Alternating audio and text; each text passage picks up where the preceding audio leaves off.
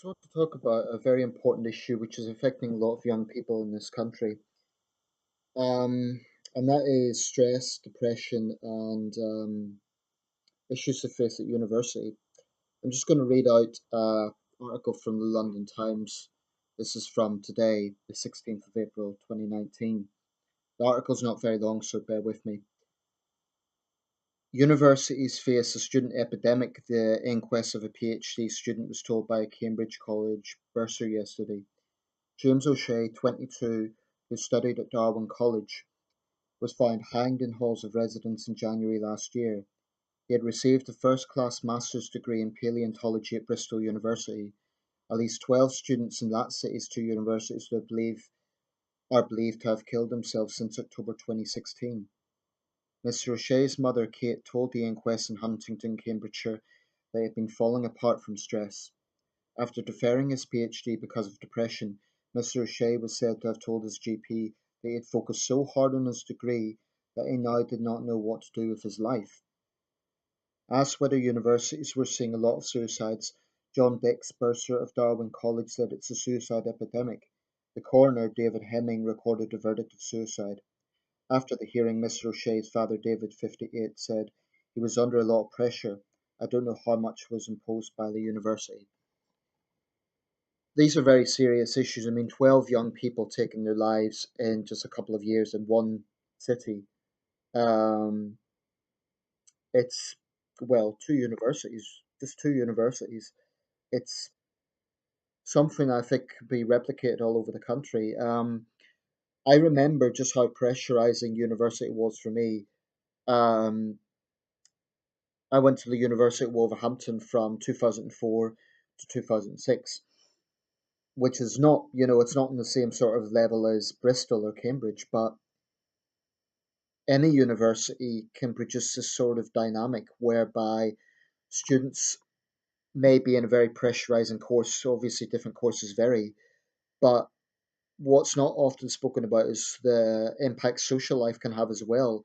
Young people are trying to find themselves, they're trying to find what path they want in life, they're trying to identify, especially if they live on in halls of residence where that social dynamic is very strong, and it can feel like a real pressure cooker. So maybe universities need to devote a lot more time to. I mean, we've heard a lot about safe spaces and so on. I don't think that's the issue. I don't think it's about censoring expression. I don't think it's about killing off debate. I think it's about dealing with mental health problems that students face from work pressures. That seems to be a lot of the motivating factors, or encompass a lot of the motivating factors for what's happening here, and it's just very very sad. I can't imagine what the families are going through. In terms of, it's not really from, but I would say to any student who's watching this, please please please don't, just hold on. It's a couple of years of your life.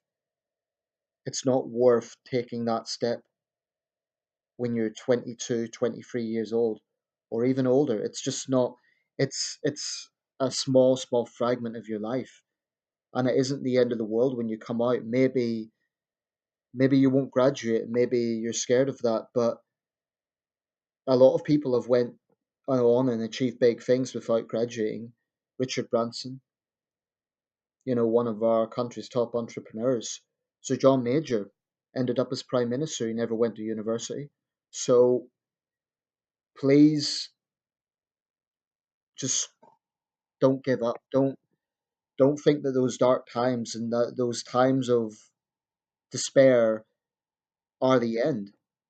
I've been there. I'm not talking from some sort of point where I don't know what it's like. And it is true, people who haven't been to university, I think a lot of people kind of think, oh, just students, what do they know about the real world? But those people who haven't been to university cannot say they know what it's like to experience the pressures that students face. And there is huge pressure. So I'm very sympathetic to that. But it's just very sad. And all I would say, I'll round this up, but if you're a student, you're watching this, maybe you're feeling very lonely. There may be social pressures, maybe there's work pressures. take it one step at a time. But if you don't get those grades, if you don't pass that PhD, it's disappointing. It is, but it's not the end of the world. There's the Open University. People go on to do courses later in life. Please, please don't give up, because if you're 22, 23 years old, it's nothing. I'm 33 and I've had some great experiences since university, and I didn't even graduate. I'm saying that very candidly because I want young people to realize that I'm not saying don't graduate, but it's not the end of the world if things get so overwhelming that you do have to drop out.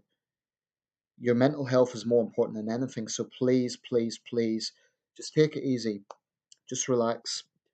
Try not to let that social life get on top of you. And if you're finding work overwhelming, then um, maybe transfer a course, maybe speak to your dean or your head of department.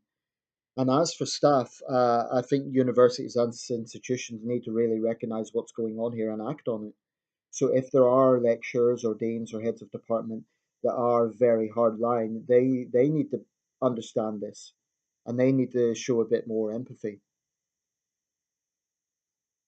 Thanks for watching.